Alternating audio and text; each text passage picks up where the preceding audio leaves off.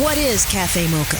Cafe Mocha is experts, celebrities. What's up? This is Belle Biv DeVoe. Yours truly, Idris Elba. This is Fantasia. This is In Vogue. This is India Ari. So much more. All from a woman's perspective. What flavor are you, baby? This is Cafe Mocha. Cafe Mocha, it's radio from a woman's perspective with Lonnie Love, Yo-Yo, I'm Angelique. We've got Kim.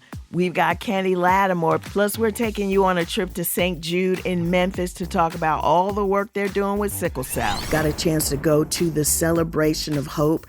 That's a big St. Jude event. And I talked to the CFO, Kira Wright, about the St. Jude mission. Let's start with who you brought here together for this weekend. We brought this weekend, Celebration of Hope is the single best event, I believe, that St. Jude puts on every year. We have podcasters, artists, we have Sunday of Hope, we have entertainers, we have everyone here that's coming out to support hope. And that's what St. Jude gives. We are a hospital that actually was built in the heart of the segregated South. And Danny Thomas had a dream. And when we come together this weekend, we see representation of us. 4 out of 5 children survive cancer because of St. Jude. But there's still that one. And we won't stop until there's no children dying of cancer. And I love to see this body of people come here together because we're showing that we represent, we're powerful, and when we unite around something that we're passionate about, we can't be stopped. So this is my most exciting weekend. She said this body of people, and just to be clear, it is a room full of black people. She's trying to be politically, socially correct here, but it's a building full of black people, and this sort of charity, this sort of giving isn't necessarily on our radar. I mean, we see in the commercials, we see black kids in the commercials, but talk about that commitment from day one to present to help black families. Wow. Yeah, we, I want to say one of our sayings is, because I think people need to understand, every dollar counts here, right? And you're right, we're in a room full of black people helping to support black patients.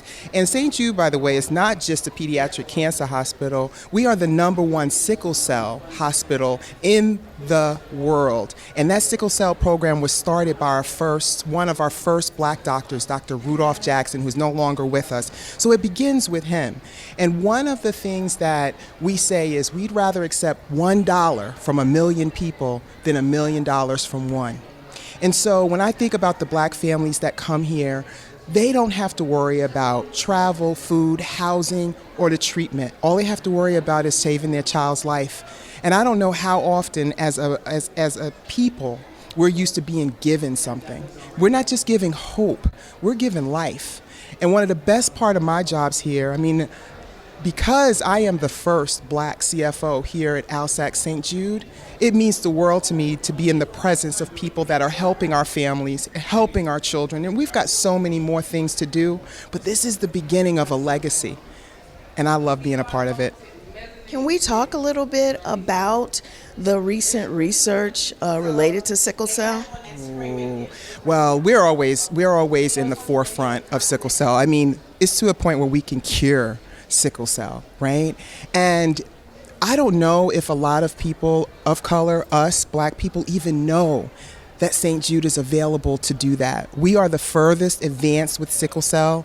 Again, it can be cured. And we have started that here, right here in Memphis at St. Jude. So that's the thing I get most concerned about, right, Angelique, is that people don't know we're here. We're here saving lives. Sickle cell is a terrible disease that now we've made strides, and people who are living with it are living peacefully. They are living not with so much pain. And so we're going to continue to advance sickle cell. But I just want people to know Memphis is here. St. Jude is here. Especially, we're a pediatric hospital, so we have to remember that. But we also make referrals. And one thing I don't think people realize is we share our protocols. So I remember one day I was sitting next to a woman who worked at Boston Children's Hospital, and she asked me where I worked, and I said St. Jude Children's Research Hospital. And she said, "Oh, you're our competition. We don't compete. We share our protocols for free. So not only is your dollar going to the kids in Memphis, the kids across the country, it's going to the kids around the world. We want everybody to live. We don't hold our protocols. We're not competing, and we pay for treatment, travel, food. So I don't think too much beats that. I couldn't be in a better place. And I'm starting to get a little emotional because I'm a woman of faith. And I believe that no child should die in the dawn of life.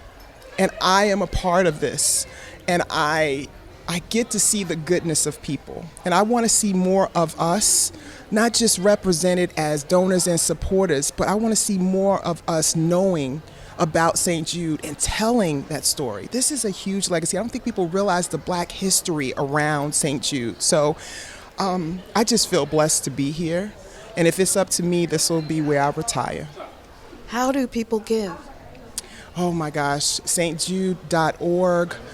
We're all over social media, but go to stjude.org, click the Donate Now button, and give. We also like when people make a commitment. So we have our Partner in Hope, where you give us $19 a month. That does so much for the kids. It pays for the little red wagon that we tow them around in the hospital because they're too weak to walk. It helps them get toys to play with when they're going through the toughest time in their lives. I have to tell you that when I go into campus every day, I see so many children walking around with no hair, carrying IV poles.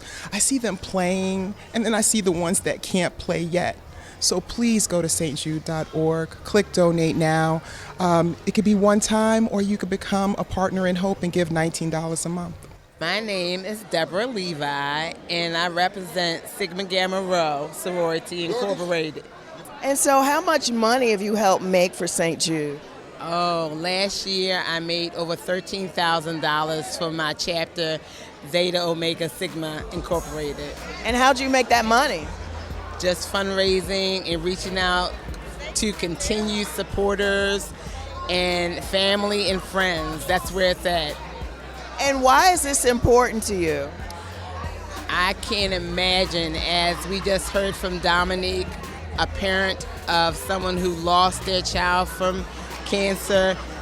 It doesn't stop. Cancer doesn't stop, but we need to support these families and give them all the support and love we can.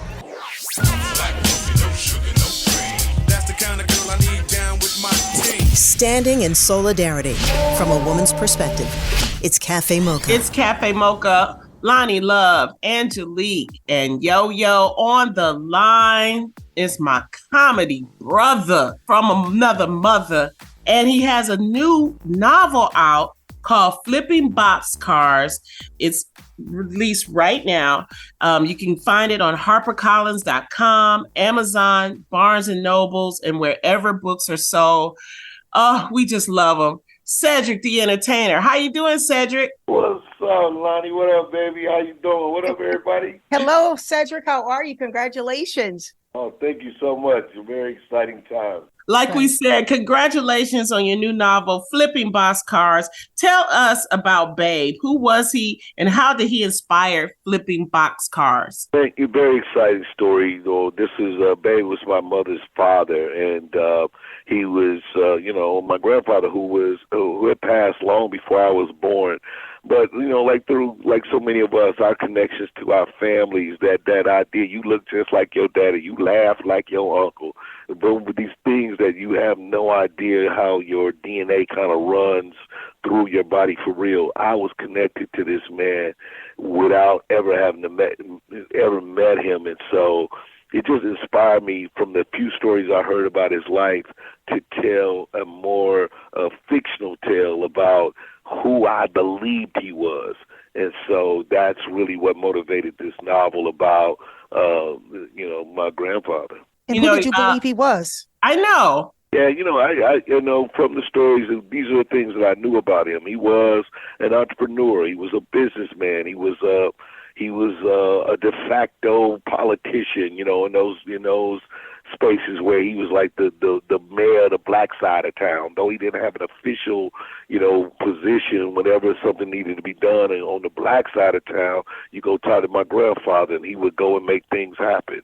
He was, he was a person of the underworld. He had gambling halls. He bootlegged. He was friends with the sheriff. They did a lot of little things there to accommodation of business and making sure the city ran according to the way that they wanted it to be ran. And so that's who he was. He was a loving father, and a husband, but also was a person that took a lot of risk. And I felt like that fits, who I became. Without necessarily having a father figure in my life when I grew up. I grew up in a single-parent household, so I got a lot of these kind of man things through osmosis, if you will, and I feel like I attributed a lot of that to who I believe Babe was. It's Cafe Mocha, Angelique, Lonnie Love, and Yo-Yo. We're talking to Cedric the Entertainer. Cedric, you are a gifted storyteller. You're a movie star, you're a television star, phenomenal stand-up. But this was a novel. How different was this process from the other projects that you always work on? Totally different. I mean, in the sense that, luckily for me, that I do a number of those things. I write and I direct. And so I started this as a, kind of a TV show concept idea. I had the character and, thought about this, my connection to my grandfather. And I started to write this as a TV show in my early outlines of it. And then the opportunity came to write a novel, and I thought, wow, that's so much more unique space because I can tell it in a little more long form. I can develop the characters out, and I don't have to kind of put it in episodic, like get you out of episode one in this amount of minutes and then have you ready to go to the next one. I can just kind of tell a long form story. And so that's really was the motivation. So I kind of had to learn, of course, that process of what it is to, take storyline, plot points, and take my protagonist characters and lead them into directions that didn't get me locked in corners. And so that was the kind of greatest growth opportunity that I had by approaching it as a novel. But having said that, do you plan on turning it into a movie or something like that? Indeed. I mean, of course, anybody who's got the book and read it, they all all the response was, man, you teed us up to definitely want another one. So, I mean, I definitely, and you could visualize it as my writing style is you could visualize it as a TV show. It's kind of like even in my stand-up, I'm very descriptive and kind of painting the world and making sure you understand what it is you're looking at. And then I kind of tell you and, take you through the story. So that's just my natural writing style. So the book is teed up to become a series, a movie, and uniquely, one of the first places I did it, it was some young kids that was at a performing arts school, performed a couple of excerpts from the book like a stage play, which saw me see it totally different, like on some Broadway type stuff. So I was like, okay, this is a lot of potential here for many different silos. I'm excited about just doing as much with this book as possible. You talk about being a comedian, seeing things for what they are. What did you discover in writing this book about your GPA? Was there anything that you discovered that you wasn't anticipating in discovering while writing it? Yeah, I think, for me, probably the most prolific aspect of kind of learning, what I felt about him and what I learned about myself is that this was post Civil War, post World War II, pre Civil Rights. So very much a Jim Crow America. Mm-hmm. And he had been away, had been in the Army, and he come back to the United States. But while away in the military, he lived in Germany for a minute. He lived in London, and then he actually got discharged and was living in Paris for like 3 months before he was officially discharged to be able to come home.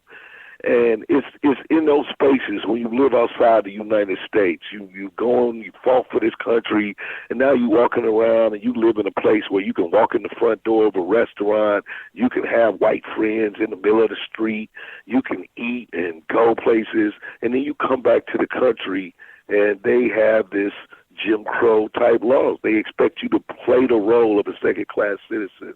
And what I discovered is that my grandfather was just not that. He was not able to put that kind of I'm okay with the rules back in the box and became his own man. And that was something that, while writing this book, discovering that was something very powerful about recognizing about myself and what I want to be and how I see myself. And it's very much, in line with what Coach Prime is doing, like how he's literally taking his power and who he is and owning it and making the world have to deal with that. And I just think that that's something that we have to do as black men, and it was just really enlightening to kind of discover that about him while I was writing this book. It's Cafe Mocha, Lonnie Love, Angelique, and Yo-Yo on the line. We're talking to Cedric the Entertainer. Not only do you have a new book out, but you got some barbecue sauce that talk about AC barbecue. That's what I wanted to get to. Yes. Yeah, me and my partner, Anthony Anderson is been a very good friend of mine many years, and so we actually do a lot of cooking and hanging out when we go on our golf trips, and so this idea of like creating something for the culture. So many of our celebrity friends are doing alcoholic brands and stuff like that, and we were looking for something that had that kind of reach, but was just different. And so this idea of barbecuing, grilling, getting outside, throwing a picnic where everybody come, that is very much our culture. You throw some meat on the grill, you tell everybody I'm grilling today, somebody come through with the potato salad, somebody show up with the mac and cheese and, some drinks, and next thing you know, we got a little party. And we just really felt like that's what the culture was. So AC Barbecue is really about the culture of barbecue. We got rubs and sauces now. We're in Walmart. We're in like 2,900 Walmarts.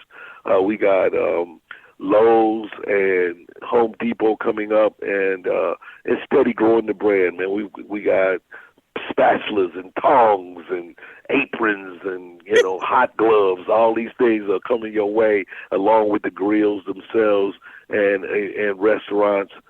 So we're really excited to making several announcements about what we're doing. Podcasts in the grilling space, TV show talking about the product.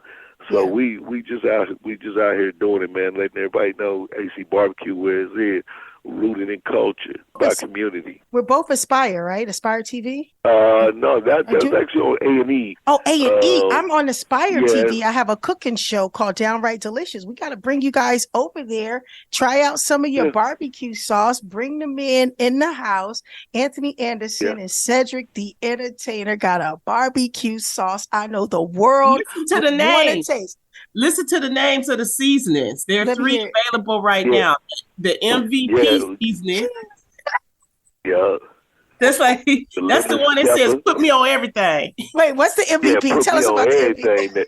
So the MVP is that one general. It's kind of our Lowry's, if you will. That's the put me on everything. You can put it in, put that MVP a little bit. It's the number one. It's the first one we developed.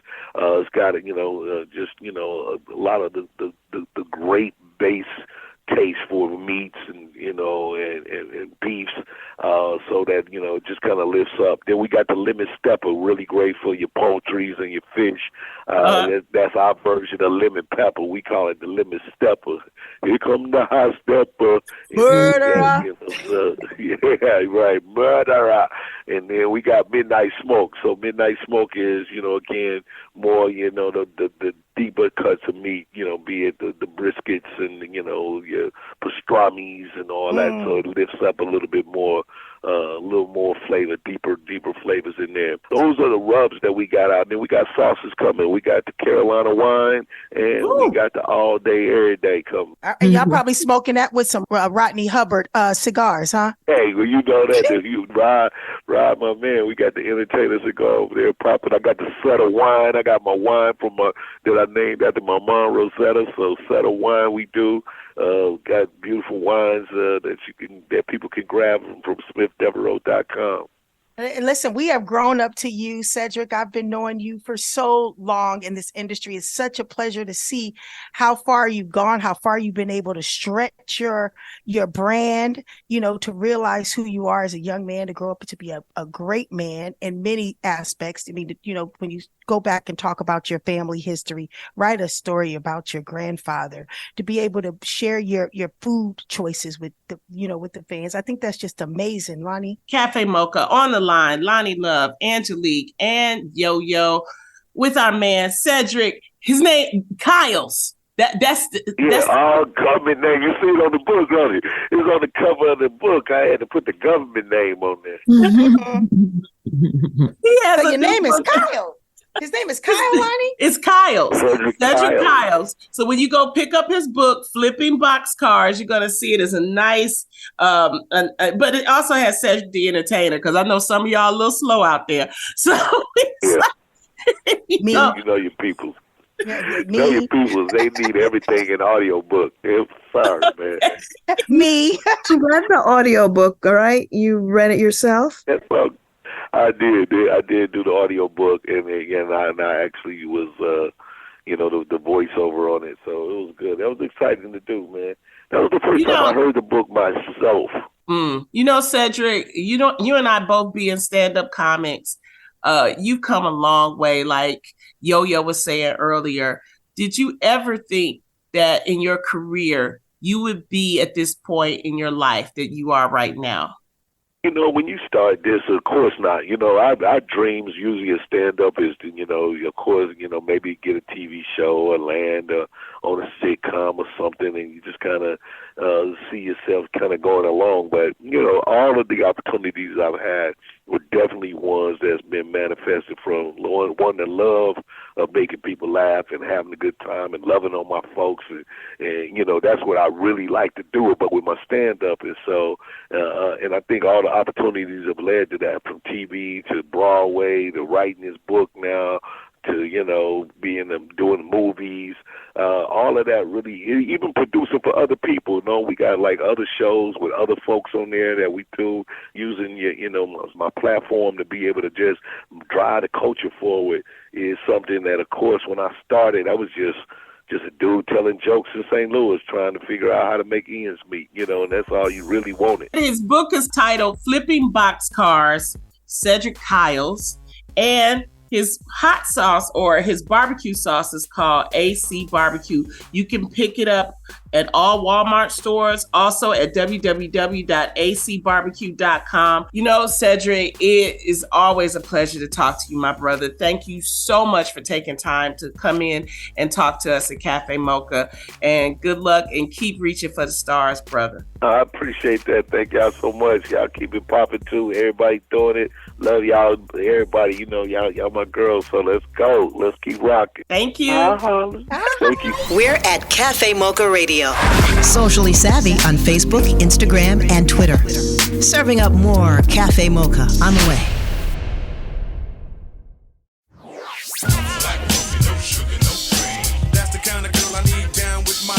Standing in solidarity from a woman's perspective. It's Cafe Mocha. It's Cafe Mocha, live from St. Jude celebration. I'm here with Pam. How you doing? I'm good. How you doing today? I'm fine. What's the plan for the year? The plan for the year is to continue to be strive to be the best version of myself and bless some people along the way. Great. So you're here at the St. Jude celebration, and I'm curious, what brings you out? I have a friend who is a member of the board, and years ago she was trying to get me to come down and spend some time with St. Jude, and I ran into her recently, and we revisited that conversation. And so this year I was able to attend, and any opportunity I have to use my platform to support people who are in need, no matter what the cause is, I relish those opportunities. That's really what I believe we've been given platforms for. So to be here this morning, my first introduction to the St. Jude organization, the St. Jude movement, it's really overwhelming. As a father, look, having children, look, we got 7, me and my wife. Between us, we got 7. So having children, I really understand that having a child is the greatest opportunity for love, and the greatest opportunity for it's the greatest opportunity to experience pain. You know what I'm saying? It's the greatest opportunity to experience love and joy, and the greatest opportunity to experience heartache. You know, especially when you have a child who is sick. You know, even if they got a cold, right? And we're talking about cancer. We're talking about life-threatening illness, and an organization like St. Jude that is helping people and supporting people, and people don't get a medical bill, and giving you the emotional and spiritual support that you need to get something as traumatic as life-altering as having a child suffering from a terminal illness. You know, how do I not show up for this? You know, how do I not show up for this? Have you been to their campus yet? We're going to the campus as soon as we leave here. It's amazing. So thank you for being here, and I look forward to whatever relationship you build with St. Jude. Thank you so much for having me. It's really, really an honor, and St. Jude, God bless you for the work that you do and for allowing me to be a part of it in some small way. Kim, thanks for taking time for Cafe Mocha at the St. Jude Celebration of Hope. We also talked to Kenny Lattimore. So what do you got going on? What are you excited about? Well, I'm excited about being here at St. Jude Celebration of Hope. It is a wonderful organization that is helping children in particular and their families to heal of some dreadful diseases like sickle cell anemia, which affects the African American community a tremendous amount, and different types of cancers which affect us all. So I'm excited that I'm starting the year out giving back. And there's music that I've got at the top 10 song right now, Never Knew, on the charts, which I'm really excited about. Daryl Simmons produced, and I'm ready to hit the road. I want to see people this year. Well, I'm not going to say Take a Dose went to number 1, but... Yeah. Yes, thank you for that one, too. After 25 years, it's like being in a position where we're still producing new music, and it's chart-topping, and people are embracing it, is the best feeling ever. And so talk about your long-term relationship with St. Jude and what you've been doing. I started performing and making people aware of St. Jude personally back during the pandemic. And so you're talking about, it's been about a 4-year for me. But what's interesting is being here physically to tour the campus and everything. It really took my understanding of the love that was poured into this and the vision that was poured into it to another level. So it is exciting to be here and know that everybody is aligned for this particular cause of helping children and their families. As a dad, what does this place mean to you? Wow.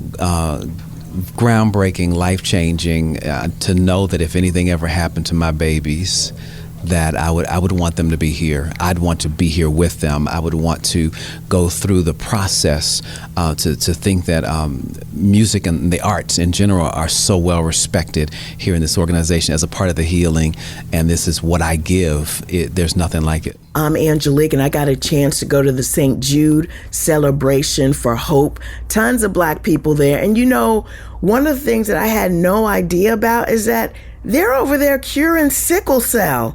I'm not kidding. We met a little boy who had sickle cell and now he doesn't. This was a mission for one of their Black doctors, a mission that they continue doing after he passed. We all see the commercials on, so we know the kind of treatment that they give to children. The treatment is free, the housing is free, the food is free. But one thing the commercial doesn't talk about is the work they're doing with sickle cell. Before the weekend ended, I wanted to stop and talk to a few people about their thoughts and about, what they took away from the weekend. And I got a chance to talk to Cynthia Washington, who listens to Cafe Mocha in Chicago. What was most impactful was the far reach that St. Jude has beyond the city of Memphis, and hearing a story about one of their patients being out of state with no access to care, and they were able to reach back to St. Jude and got all the care he needed at the highest level that St. Jude offered was very, very impactful. For free. What about the sickle cell angle? Did you know they were doing all this for sickle cell? I recently found out about the sickle cell research and the fact that Dr. Rudolph Jackson led that years ago. A black man, and that and I have a relative who has sickle cell, so it became very important for me to be a part of it based on that. It's very personal. What's your name? My name is Shawnee. Okay, Shawnee, what's the most important thing you learned this weekend? When I heard that clinician give us the comparison about sickle cell versus others, it made me want to do more and build awareness of our why and why we should never stop empowering each other, engaging with our community, and engaging with our own. I think the most powerful thing that clinician said was how we are ashamed of sickle cell, where other communities, when you have a disease, you just have a disease. We were ashamed because we weren't being helped. Think about it, right? So why tell them nothing was going to be done? Those clinicians, those doctors knew the assignment, understands the assignment, and so they're not going to send anyone away, no matter the disease, the color. For free. Let's add that. We are live from St. Jude's Celebration of Hope. What's your name? Where are you from? My name is Tanya Hayes. I'm from North Carolina. What part? Lumberton. I'm from Greensboro. What's up, sis? It's in Winston. Winston? Yes. So what did you learn this weekend? Basically, just reinforcing the sickle cell aspect of it. I know about the cancer because I'm a mother of a child who passed away from cancer, childhood cancer. So I was already familiar with the cancer side of it, but shining a brighter light on the sickle cell part of it to make sure that we're taking care of ourselves in this community. And like the clinician said, of us being ashamed and not making it something that we can't get help for, that we can't ask for help for, because I think we are already looked to be as a disadvantage, having disadvantages, and so the stigma of coming with us, having something else going on with us, is one of the reasons we're probably ashamed of the disease. But yeah. Here's your dose of espresso. Strong, hot news now. This is the Espresso. After President Biden's performance at the debate, a lot of Dems want him to bow out of the race. Not AOC. He is running against Donald Trump, who is a man with 34 felony convictions. And not a single Republican has asked for Donald Trump to not be the nominee.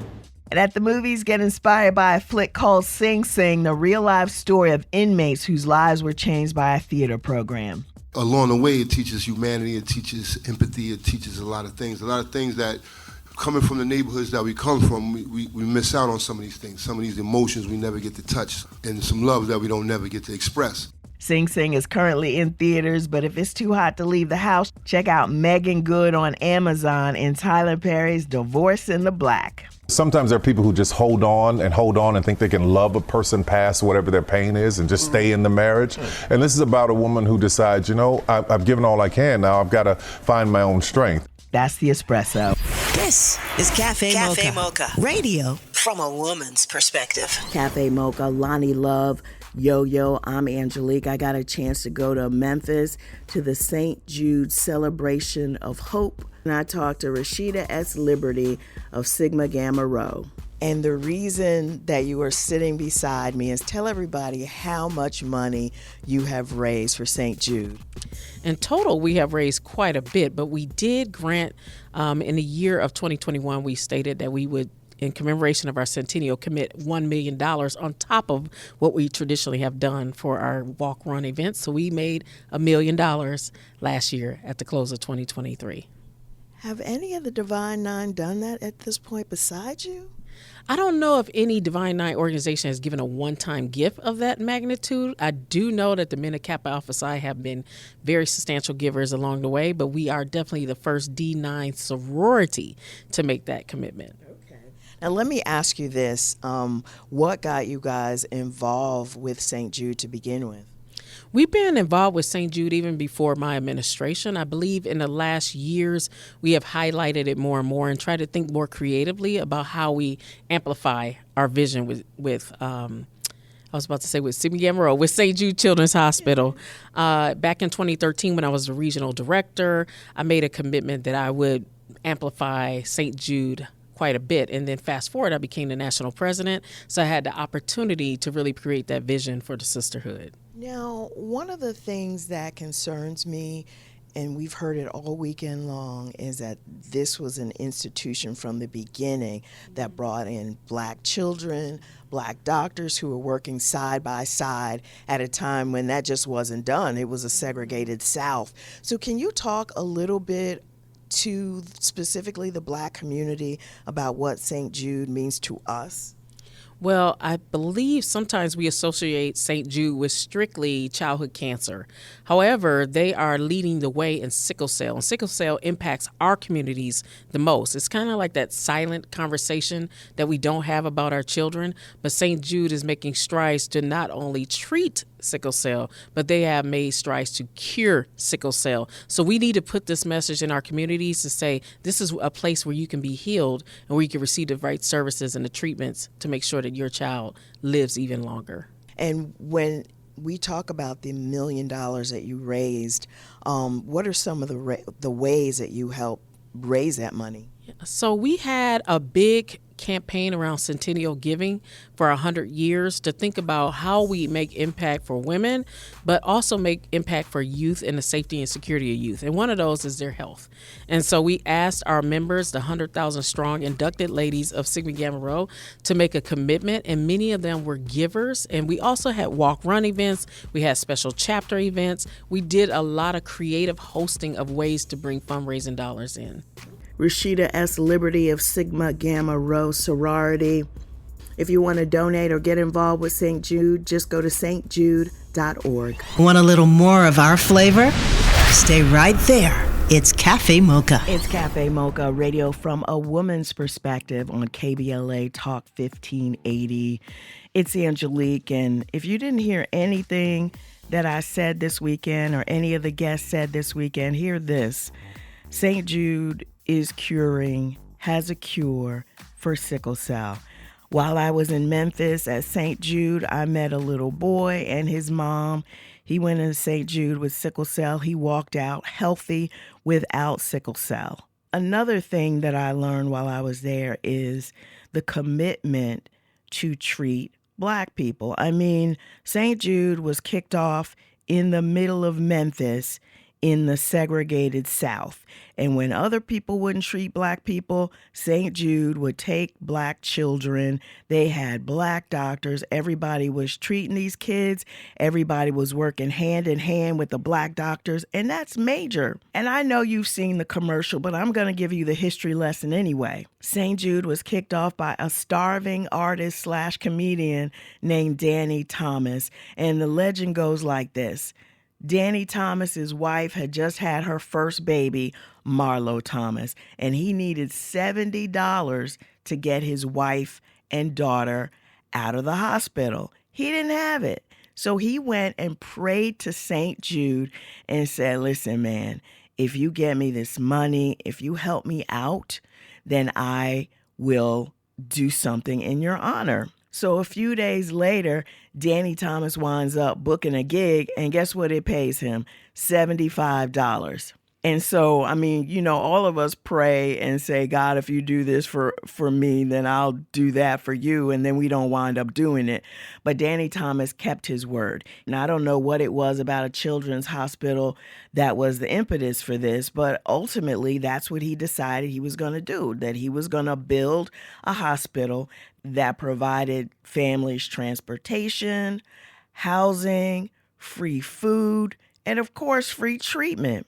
Everybody said he was crazy. Nobody believed it was happening. Everybody said he was crazy. But fast forward all these years later, and if you go to that campus, it looks like a college campus. It looks like the richest. I don't think Yale is probably that big and that sophisticated.